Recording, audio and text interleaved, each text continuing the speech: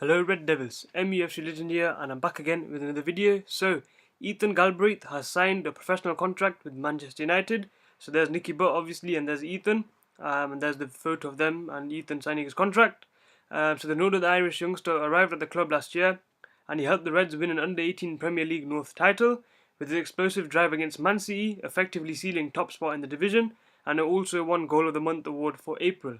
So he's a talented midfielder. He's made 15 appearances in total, 10 as a starter for McKenna's side, and he also impressed in the national final against Chelsea, against more physically powerful opponents.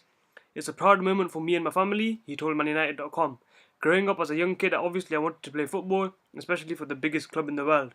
I'm very proud and just want to push on from here. It's been a great year. We won the league, but obviously that's a bonus.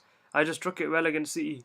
I didn't know what to do when I was celebrating it because my first goal for the club as well, but it was very exciting.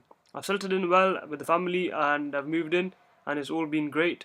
And the Belfast boy also celebrated his 17th birthday earlier this month. So, 17th birthday earlier this month, signs a new contract with Manchester United, a professional one as well.